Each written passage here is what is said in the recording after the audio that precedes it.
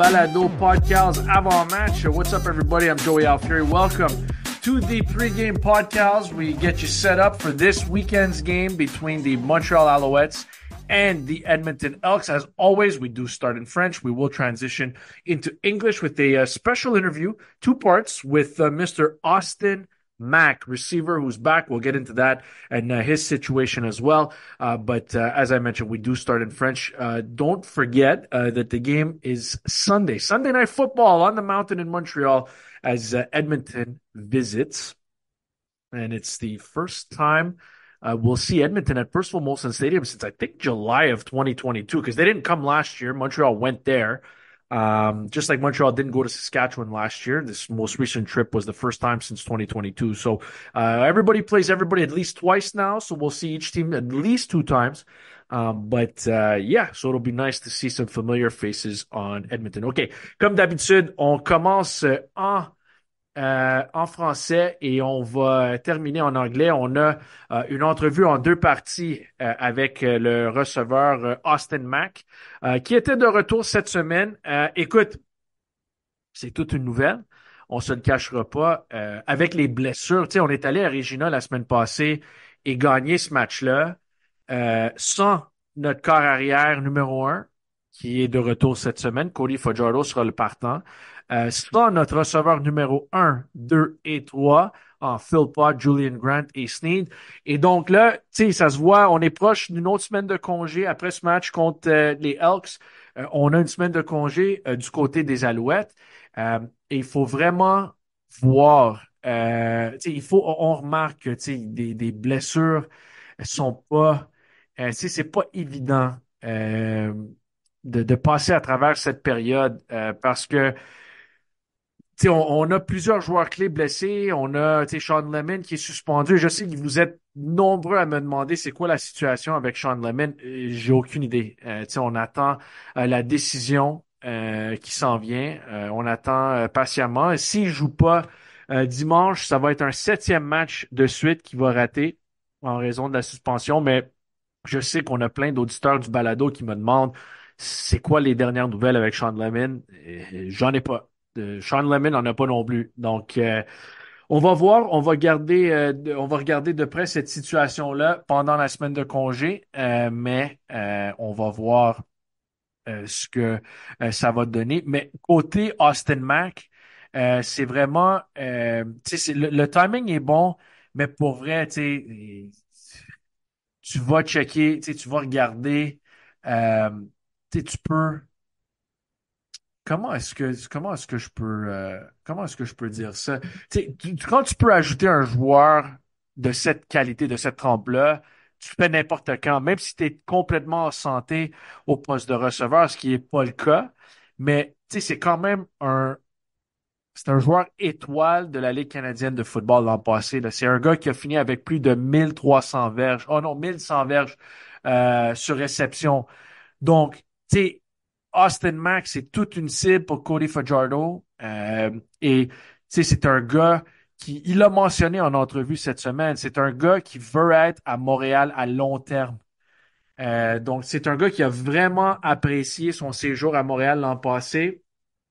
Euh, et donc, de le revoir dans l'alignement partant dès cette semaine, c'est énorme. Et là, on le sait, il y a une chimie établie avec Cody Fajardo. C'est sûr que vous allez entendre Austin sur sa relation avec Cody un peu plus tard en entrevue.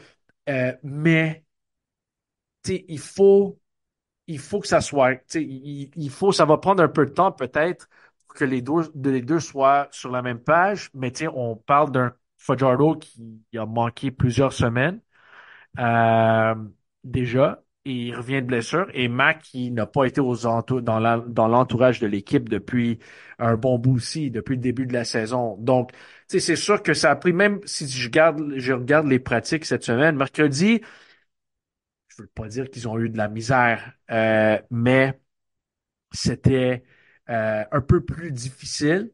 Mais la relation sur le terrain s'est améliorée à chaque jour. Et je pense que la pratique de vendredi, moi j'enregistre ce balado vendredi en après-midi. Je pense que la relation sur le terrain, la chimie est déjà meilleure qu'elle l'était il y a quelques jours. Mac va jouer. J'imagine qu'il va être quand même assez confortable. Tu sais, il y a plusieurs de ses anciens coéquipiers de l'an passé qui sont encore là. C'est sûr qu'il y a des exceptions, mais je pense que ça va être un bon fit et c'est un fit naturel dans le vestiaire et sur le terrain. Donc, j'ai vraiment hâte de voir comment tout ça va se dérouler. Mac encore va porter le 81. Donc, il n'y a toujours pas de Phil Pot, toujours pas de Julian Grant, toujours pas de Snead cette semaine. Mais j'ai hâte de voir Rambo et Mac ensemble. Évidemment, on les a pas vus ensemble l'an passé. Rambo était pas là. Et Rambo s'est quand même amélioré de semaine en semaine cette année. Et évidemment, tu ajoutes Mac. C'est sûr que quand Mac embarque sur le terrain, c'est sûr que les Elks il faut qu'ils fassent attention. Donc, c'est sûr que ça va peut-être ouvrir des jeux pour Rambo. Ou peut-être l'inverse. Peut-être qu'ils vont essayer de limiter les dégâts avec Rambo et ça va ouvrir les choses pour Mac. Je sais pas ce que le plan de match des Elks, mais c'est quand même intéressant. L'autre chose, c'est si je regarde la charte des positions pour ce match. On était, tu sais, P.O. Lestage était un cas, je ne sais pas si je peux dire incertain. Il n'a pas pratiqué les deux, ou il était limité en pratique les 2 premiers jours. Et là, il a pratiqué un peu plus vendredi.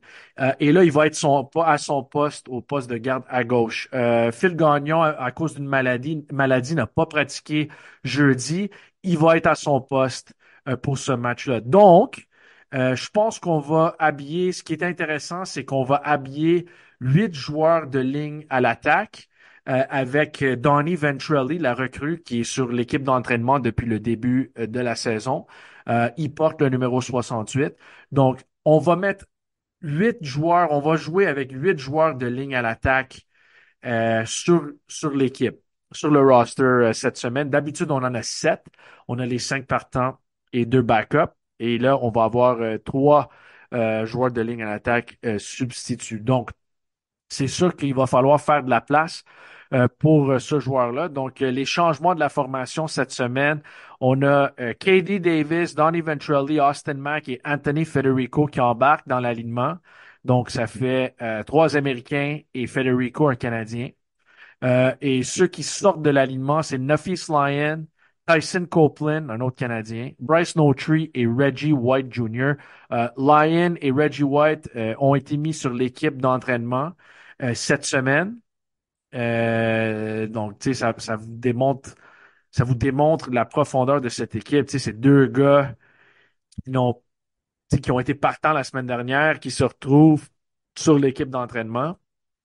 Mais à cause de blessures et d'ajouts à la formation, c'est sûr qu'il fallait jouer avec le ratio un peu. Donc, c'est pour ça, avec la Tyson Copeland s'est blessé la semaine passée. Il a été placé sur la liste des blessés des 6 matchs. Et donc, il fallait embarquer un autre Canadien. C'est pour ça que Federico, ailier défensif, ancien choix de 2e ronde des Tiger Cats de Hamilton, c'est pour ça qu'il embarque. C'est ça les changements pour cette semaine. Évidemment, Fajardo, c'est pas nécessairement un ajout à la formation parce qu'il était habillé la semaine passée à Regina. Mais Fajardo devient le partant. C'est sûr que Davis Alexander a quand même très bien joué, là. Tu sais, quand ton deuxième quart embarque et qui gagne les 4 matchs dont il joue, tu sais, c'est un luxe. Donc, tu sais, c'est quand même impressionnant de voir la profondeur à chaque position. Tu sais, vous le savez, ceux qui sont amateurs de la Ligue canadienne de football depuis longtemps, tu sais, avoir un bon quart dans une équipe, c'est compliqué. En avoir 2, c'est extrêmement rare. On va voir ce que ça va donner. On va voir si, moi, j'imagine que s'il joue, Fajardo est complètement en santé. Mais c'est bien ça. Tu sais, c'est une situation où on regarde la santé du corps arrière. Le gars nous a dit, le gars, tu sais, nous a dit à travers sa performance à la pratique qu'il est en santé, il est en mesure de jouer. Cody Fajardo embarque sur le terrain. Côté défensif, si on regarde, c'est sûr qu'il y a un changement dans la tertiaire à cause de, tu sais, on a parlé de Nafis Lyon qui est sorti de l'alignement. Donc, Deontay Ruffin retrouve sa position de début d'année comme demi de coin du côté court du terrain. Bryce Cosby va jouer comme demi-défensif du côté large à cause de la blessure à Najee Murray. Et c'est Titus Wall qui embarque comme secondaire du côté large du terrain pour Crosby. Donc, tu sais, on va bouger des pièces, tu sais, c'est quand même une bonne situation parce qu'on a une belle profondeur dans côté défensif aussi. Tu sais, pas beaucoup de changements côté défensif pour les Alouettes. Donc, on l'a mentionné avant en anglais, c'est la première fois qu'on va voir les Elks jouer à Montréal depuis juillet 2022, je me trompe pas, et les Alouettes menaient dans ce match-là. Écoute, c'est sûr, en 2022, tu sais, il y avait encore Trevor Harris, Gino Lewis et compagnie. Donc, c'est une équipe complètement différente. Tu sais, un entraîneur-chef, c'était Danny Machocha dans le temps, je me trompe pas. Mais les Hawks, je pense que les Alouettes avaient battu une avance de 17 ou 18 points. Et les Elks sont revenus ils ont gagné le match par un point, si je me trompe pas. Donc ça, c'est la dernière fois. Je pense que Taylor Cornelius était au poste de quart pour les Elks dans le temps. Donc, il est même plus dans la ligue. Ça fait longtemps qu'on les a pas vus. Mais euh, on les a vus plus tôt cette saison. C'est sûr qu'ils sont différents. Eux autres aussi, ils ont gagné 3 matchs de suite. Ils ont changé d'entraîneur-chef. Chris Jones, l'entraîneur-chef, et euh, pas coordonnateur défensif, mais entraîneur-chef et directeur général n'est plus là. Il est rendu à Hamilton. Jarius Jackson, l'ancien corps arrière des Lions de la Colombie-Britannique. Il était coordonnateur à l'attaque à Edmonton. Là, il est rendu entraîneur-chef. G. Roy Simon, le directeur général adjoint, est rendu directeur général. Et ils ont perdu le premier match avec Jackson comme entraîneur-chef, mais ils ont gagné 3 matchs de suite quand même. Donc, c'est une équipe qui est en pleine confiance, s'en vient à Montréal avec une fiche de 3-7. Mais les 3 victoires sont venues dans les 3 derniers matchs. Donc, c'est quand même, comme j'ai mentionné, c'est une équipe qui est en pleine confiance. Et c'est la première fois que les partisans des Alouettes euh, vont voir Gino Lewis depuis qu'il a quitté les Alouettes pour devenir agent libre. Pendant la période d'agent libre, ça c'était c'est ça, hiver 2023. Donc, on dirait que il y a tellement longtemps de ça. Mais tu sais, c'est sûr que j'espère que les gens vont pas trop huer Gino Lewis. Tu sais, ça a quand même été un gars populaire. Euh, Tu sais, c'est quand même un gars, tu sais, quand l'équipe était bonne, était moins bonne, tu sais, lui, il a toujours performé à un haut niveau. Il est devenu un joueur étoile en 2019. Et, tu sais, c'est une grande partie, tu sais, le turnaround, si je peux me permettre l'expression anglophone, là, le turnaround de cette franchise-là, tu sais, elle est devenue compétitive en 2019 et c'est grâce à des gars comme Vernon Adams, Gino Lewis, Will Stanback, tu sais, des gars qui ont vraiment changé l'allure de cette équipe-là. Parce que c'est une équipe qui était, tu sais, en 2017, je pense qu'ils ont fini 3-15. 2018, je pense qu'ils étaient 5-13, ou peut-être c'était l'inverse. Mais tu sais, en 2 ans, on a gagné 8 matchs. Puis là, on est rendu à la semaine 12, semaine 11. On vient de finir la semaine 11, puis les Alouettes ont gagné 9 matchs cette saison. Donc, tu sais, c'est sûr que Gino Lewis a fait partie du turnaround de la franchise en 2019. Et c'est en partie grâce à lui qu'on a fait les séries en 2019. Tu sais, il y avait aussi des gars comme Christian Matt et compagnie, John Bowman, et c'est sûr que le visage des Alouettes est différent, mais c'était en 2017, 2018, c'était vraiment pas beau. La situation n'était pas bonne à Montréal et Gino Lewis est un de ces gars-là qui a vraiment changé l'allure de la franchise. Je pense que c'est pas, tu sais, j'exagère pas quand je dis ça. C'est sûr que changement de propriétaire, nouveau directeur général en 2020, nouveau président, nouveau coach en 2023, nouveau corps arrière. C'est sûr que ça a mené à un championnat. Mais en 2019, tu sais, les attentes avant la saison, là, c'était pas élevé. Et donc, j'espère qu'on va montrer un peu d'amour à Gino Lewis parce que c'est un personnage important dans l'histoire des Alouettes. Évidemment, un receveur très talentueux. Dommage qu'il ait quitté, mais c'est sûr qu'il est devenu le joueur, le receveur le plus payé. Je pense que c'est clair, ça a été dit dans les médias. Et euh, aussi, tu sais, donc ça a fonctionné pour lui et ça a fonctionné pour les Alouettes. Évidemment, on a gagné le championnat l'an passé. Donc, ça a fonctionné pour tout le monde. Gino s'est fait payer et les Alouettes ont gagné un championnat. Donc, on va voir Gino Lewis à Montréal pour la première fois depuis qu'il est parti. C'est sûr que les Alouettes ont joué contre les Elks 2 fois là-bas, une fois l'an passé et une fois cette année. Les Alouettes ont gagné les 2 affrontements. Donc, on a déjà vu Gino Lewis, mais à Montréal, c'est la première fois au stade Percival Molson. All right. Uh, we'll transition over to English now. We have I don't know if it's two short interviews, but just an interview with Austin Mack that was recorded in 2 parts. One after practice, one after he had some media commitments. So we broke it up into 2 parts, 2 short parts. So I think you'll enjoy both. But did want to mention, obviously, Austin Mack returning is a big deal.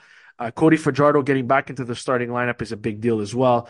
But to me, one of the most interesting and fascinating things, I know we've talked about it a lot this week. One of the things I'm most excited to see outside of the football um, is the having the old time players back. And so, if you're not aware, the Alouettes will be honoring. It's 50 years ago that the 1974 Montreal Alouettes won the Grey Cup, and there's going to be about 15, 20 players from that squad who are coming to Montreal to um, to be honored. And I had an opportunity this week to rewatch the 1974 Grey Cup. I thought it was really cool to see just how much the game has changed.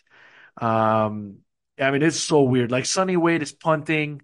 Just the motion is different. The offensive lineman could move before the snap. It was weird. It was weird to see. It was a rainy day in Vancouver. Um, and just it was cool to go back and be part of that. So if you're coming to the game, I know that there's going to be some 1970s merch with the Delta logo on it. I know it's limited quantities, so you got to find you got to get to the stadium early in order to pick some up. But it's cool, and the players are going to be wearing that retro 1974 jersey. The helmet is going to be exactly like it was in '74 as well.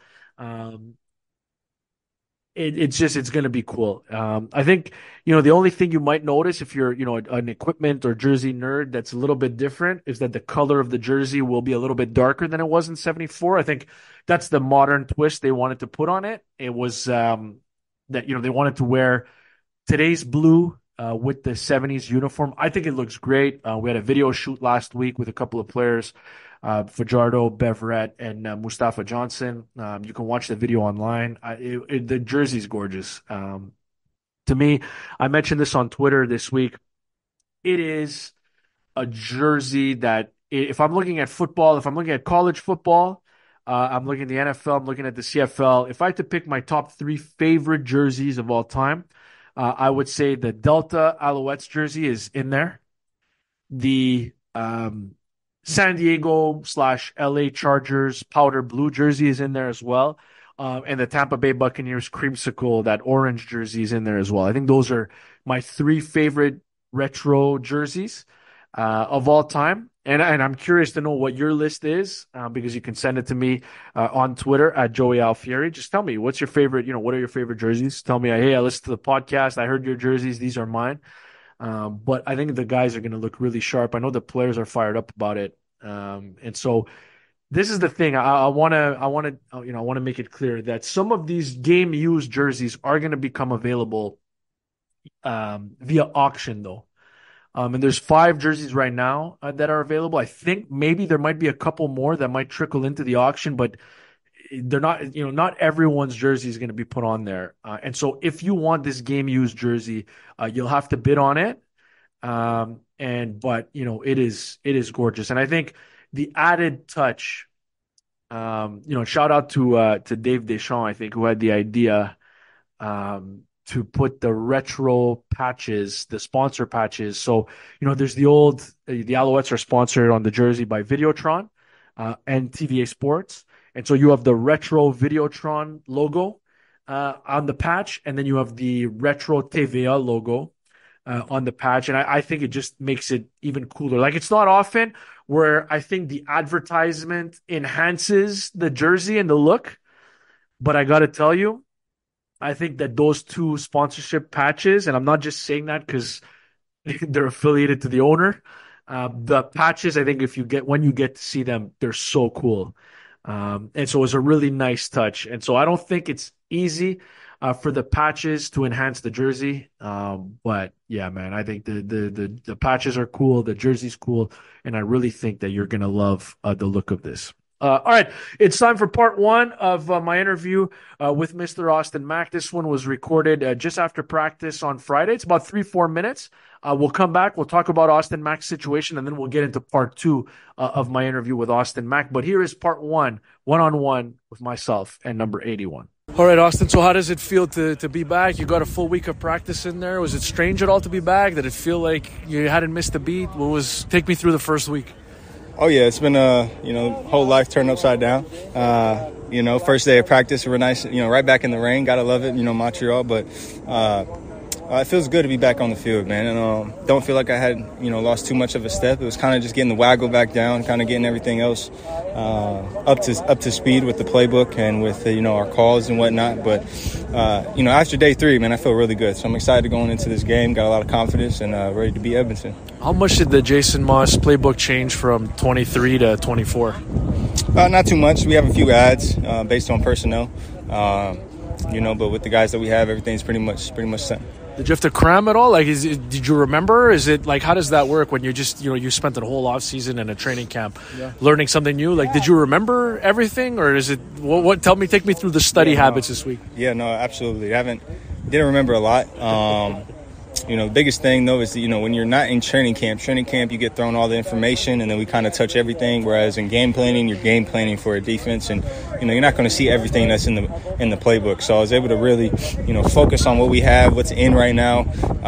We're not going to call any other plays that are not on the call sheet. So I was able to really lock in on what we have going. For me, I'm in the building with the quarterbacks at 6 a.m. every day, but that time before with Mike, Leonello, AC, Coach Moss, and the Qs, that's really what's been able to help me kind of understand the playbook, understand, what I need to do to get done this week. This chemistry between guys like you and Cody, is that something that can be lost, that you have to go out there and get again, or did you feel like you guys were pretty much on the same page? I mean, he's been out for a while too, so he's figuring things out. But How did you feel about the relationship this week? Yeah, no, I think early on you could see a little rust between us, but I mean, today I think was our best day.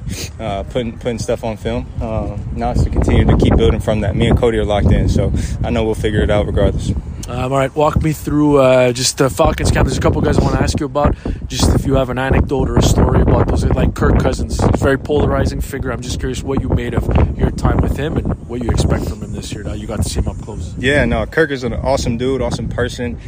Funny story I got is when I first came in OTAs. I'm like, it's Kirk Cousins. I want him to know my name. Want to get to know, Kirk Cousins, the quarterback. He's probably like, oh, this guy from Canada. Who's this guy, right? So I go up to him the first day. I introduce myself. Hey, my name is Austin Mack. We're talking about the family. This and that. Next day, we come in, and he's like, hey, what's up, Alex? And I'm like, wait, did you just call me Alex? And I wasn't sure at the time, but later in that day, we were running some routes, and he says, hey, Alex, come on, start us off. And I for sure, all the receivers are out there, and I'm like, oh, he for sure just called me Alex, and they're all laughing like, hey, you got to tell him.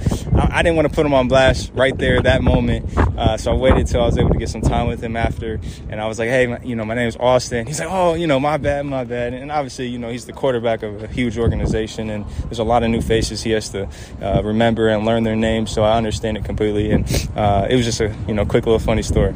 Come on, Kirk Cousins, you can't call him Alex. Kirk Cousins is a pretty good guy. Seems like a good guy. Watch the quarterback series on Netflix, and I gravitate towards Kirk Cousins. I know he's a polarizing figure in the NFL. I know there's a lot of people that are critical of him, but I kind of like Kirk Cousins. I have no problem with Kirk.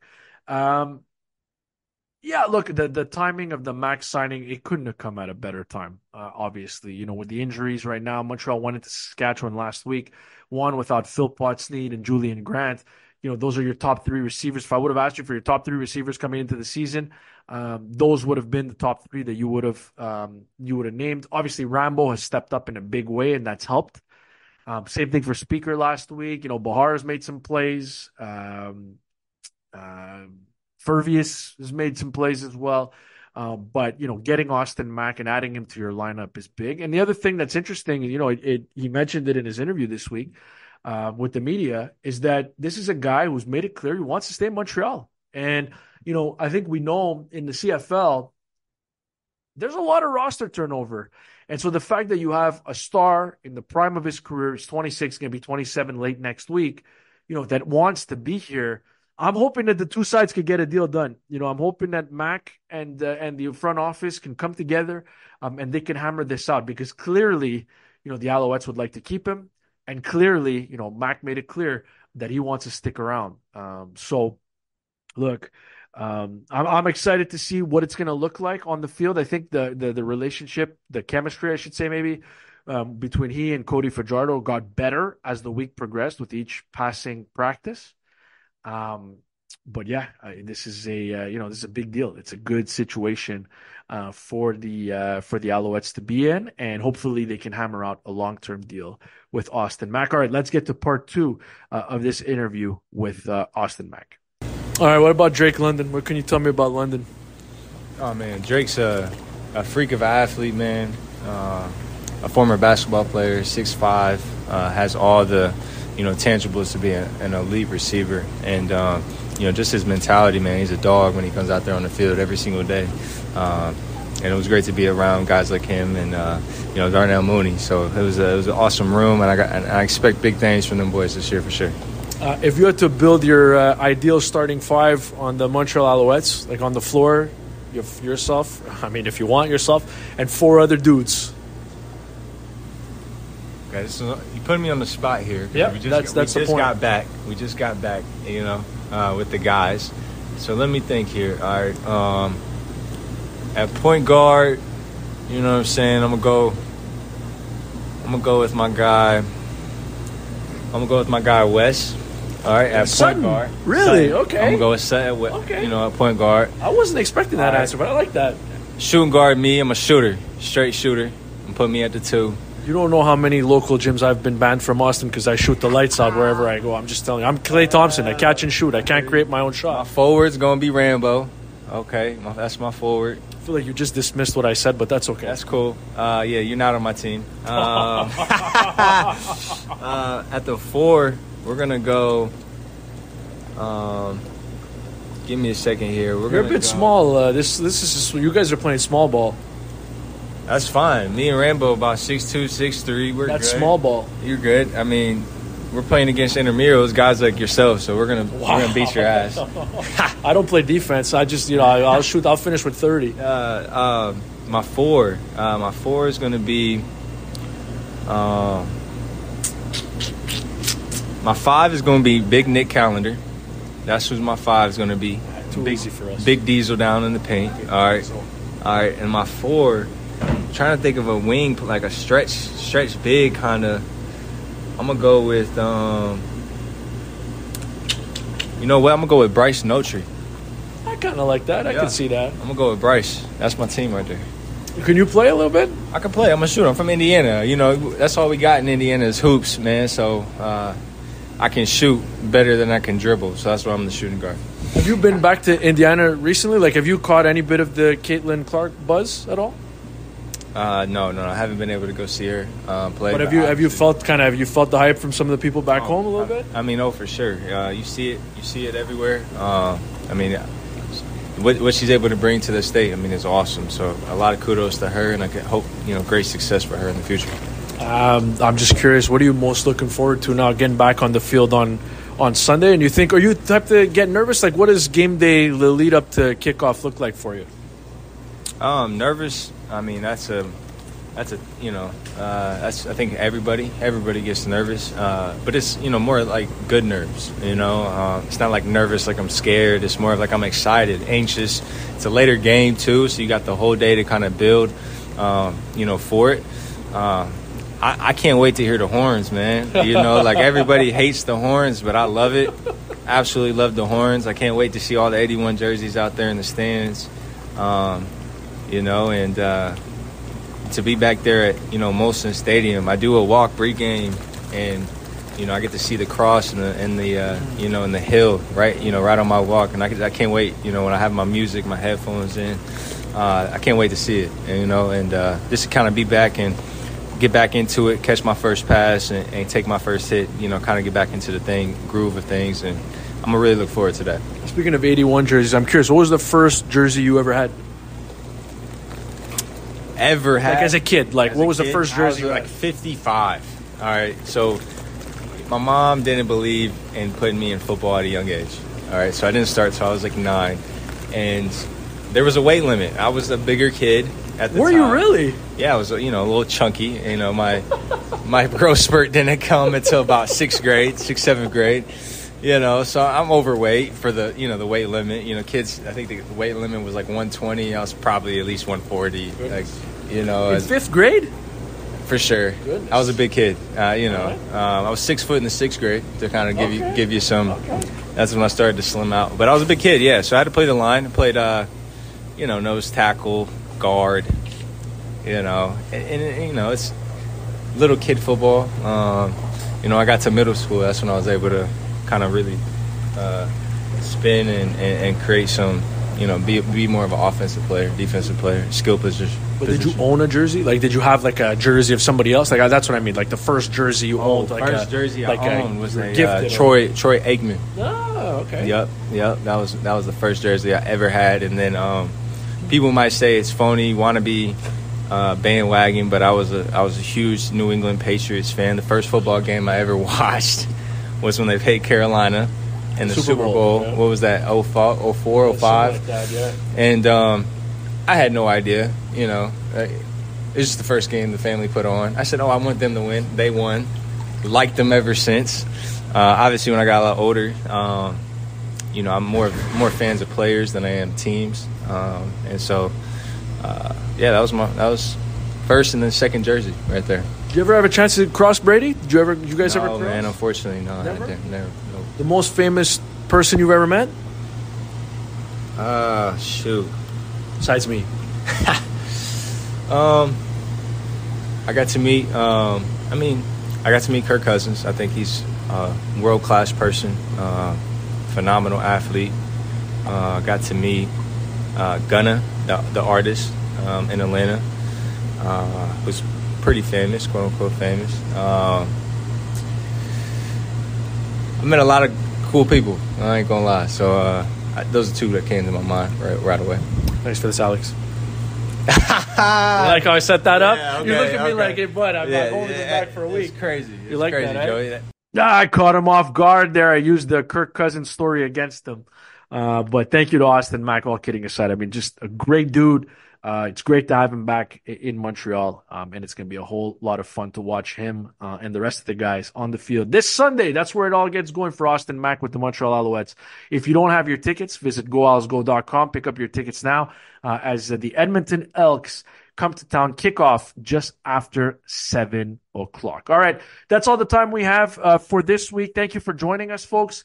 We appreciate the support. Next week, pas de balado la semaine prochaine. On est en semaine de congé, donc on n'aura pas de balado, mais On va être de retour dans 2 semaines. Donc, s'il vous plaît, abonnez-vous au balado et laissez-nous un commentaire positif, s'il vous plaît, et un bon rating aussi. Merci tout le monde, bon match, bon week-end et on se recroise dans une couple de semaines.